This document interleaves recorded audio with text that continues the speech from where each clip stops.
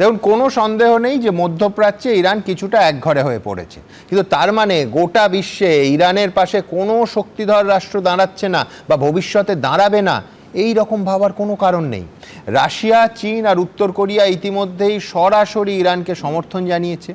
2016 সালেই ইরান চীনের সঙ্গে সামরিক অংশীদারিত্বের চুক্তি স্বাক্ষর করে বসে আছে।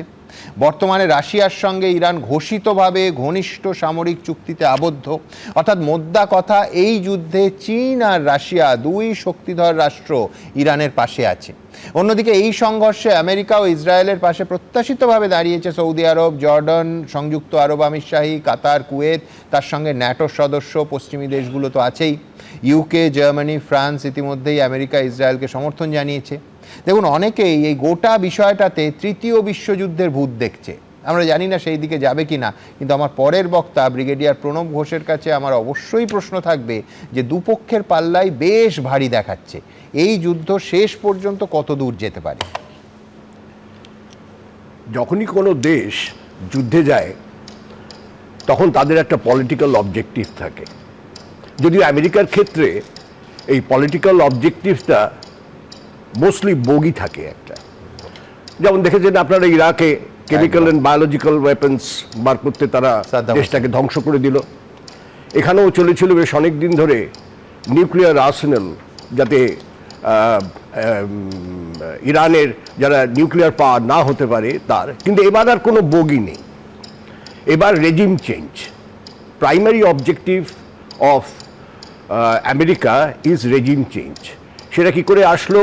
গত মাসের আগের মাসে, জানুয়ারি মাসে, যখন ওখানে ইরানে একটা অভ্যুত্থান হলো, যেখানে প্রচুর শক্তি দিয়ে ওদের আইআরজিসি সেটাকে কোনো রকমে দমন করার চেষ্টা করলো, তখন সেটার থেকে সূত্র নিয়ে আমেরিকা দেখলো এই একটা সুযোগ, যেখানে এই ইয়েটাকে আমরা ইউজ করে এখন ইরানে যদি একটা রেজিম চেঞ্জ আনতে পারি, তাহলে হয়তো 79 সালের যে শার রেজিম যখন পড়ে গিয়েছিল আর এত বছরের ইসলামাইজেশনের যে প্রচেষ্টা ওই দেশে চলছিল না, প্রচেষ্টা চলছিল না, হয়েছিল, সেইগুলোকে নিউট্রালাইজ করে আবার হয়তো ওরা রেজা পাহলেভিকে অথবা কোনো রকম আরেকজনকে এই জায়গায় উপস্থিত করতে পারবে এবং তার ফলে আবার আমেরিকার কায়েমে এই দেশটা চলে আসবে।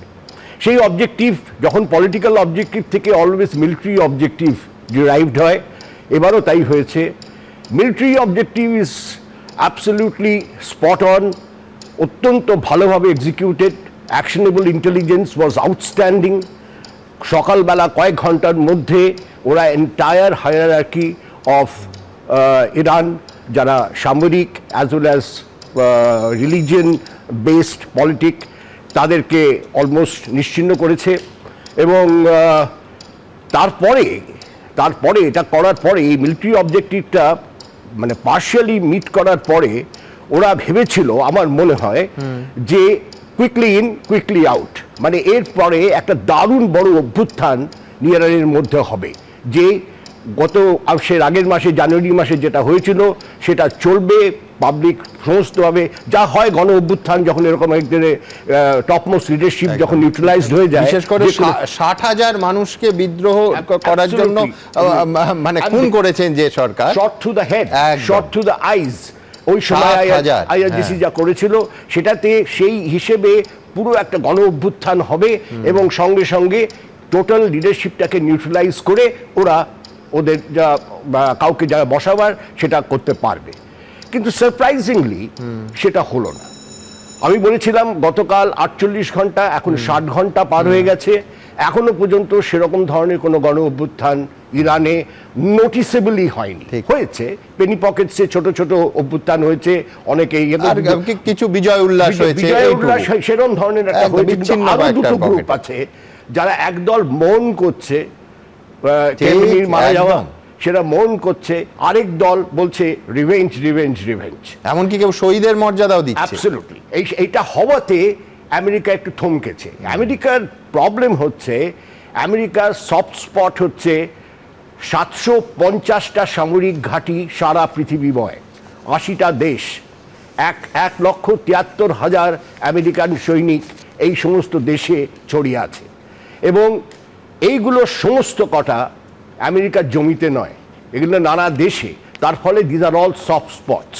আর ঠিক তাই যা বলছিল সেটা আমরা হয়তো ভাবছিলাম যে অন্য অন্য জায়গায়, কিন্তু ওয়েস্ট এশিয়া দিয়ে যে শুরু করবে ইরান, সেটা ঠিক ভাবনার অতীত ছিল। কেননা 2 বছর আগের থেকে এদের সঙ্গে ইরানের রিলেশনশিপ ভালো হচ্ছিল। কাতারের সঙ্গে, ইউএইর সঙ্গে, সৌদির সঙ্গে এদের রিলেশনশিপ ইমপ্রুভ করছিল। সেটা একটা বিগ ডেন্ট নিল এবং সঙ্গে সঙ্গে যখন ওরা রিটালিয়েট করলো, কাজেই এই রিটালিয়েশনটার জন্যে এরা সবাই থমকে দাঁড়িয়েছে। আজকে খবর, কুয়েতে কতগুলো F-15 ফেলেছে, একটা তো ইজেকশন দেখলাম, বলছে 4-5টা F-15 পড়েছে। আজকের খবর একটা AN FPS 132, একটা রাডার সিস্টেম, যেটা $1.1 বিলিয়ন, যেটা কাতারে লাগানো আছে, 2013 সালে এটা লাগানো হয়েছিল। This can detect and incoming object from 5000 kilometre. সেইটা নাকি ডিস্ট্রয়েড হয়েছে। IRGC ক্লেম করছে যে it's totally destroyed. America admit করছে not totally destroyed but hit, damaged. That damaged একটা রেডার সিস্টেম যদি ড্যামেজড হয়ে যায়, ওরকম sophisticated, that's almost gone. So এই যে যুদ্ধগুলো যখন এয়ারের যুদ্ধ হয়, যেটা আজকালকার যুদ্ধগুলো আপনারা সিঙ্গুরে দেখেছেন, যেখানে আর্মি ঢোকে না, যেখানে এয়ারফোর্স এবং যেটা ড্রোন মিসাইলস অ্যান্ড এয়ারফোর্সের অ্যাটাক হয়, তাতে most important thing is the air defence system. Now air defence system is compromised in কাতার।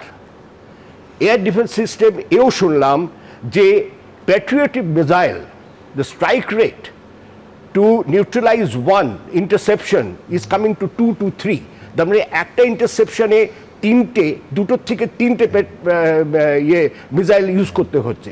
তার ফলে কি হচ্ছে, the stockpile of missiles in this countries are going down, and none of these are manufacturing countries, these are imported from somewhere else. So they are going to get into problem. এদিকে ইরানের same problem রয়েছে। ইরানের total air defence system is 3-tier। S-300, যেটা আমাদের S-400-এর আরও চেয়ে এক step নিচি, সেটা কোনোভাবে এদেরকে আটকাতে পারছে না। সেকেন্ডটা যেটা ওদের সেকেন্ড টিয়ার, যেটা একটা চাইনিজ এয়ার ডিফেন্স সিস্টেম, সেটাও কিছু করতে পারছে না। কাজেই এরা জাস্ট গাংহো, যারা এই ইসরায়েল অ্যান্ড আমেরিকা, যে স্পটে খুঁজে খুঁজে এদেরকে মারতে পারছে। আমার কথা হচ্ছে যে এই যুদ্ধ, যে এই সাপোর্ট, যে চায়না কিছুতেই এটাকে চলতে দিতে পারে না এমনি করে, কেননা চায়নার প্রচুর বিজনেসের ক্ষতি হয়ে যাবে, পয়সা কড়ির ক্ষতি হয়ে যাবে। সো রাশিয়া চিরকাল ইরানের সঙ্গে আছে। European Union naturally by NATO's collaboration with United States, ওরা এদের সঙ্গে কথা বলবেই ভালোভাবে, কিন্তু ওরা কদিন আগে গ্রিনল্যান্ড নিয়ে খুব একটা খুশি নয়। কাজে ওরা যে পুরোপুরিভাবে এদেরকে সাপোর্ট করবে টিল দ্য লাস্ট ওয়ার্ড, সেটাও সন্দেহজনক। কাজেই we are in for a long ড্রন আমার কেন জানি না মনে হচ্ছে না যে অশনি সংকেত is not going to end up very soon.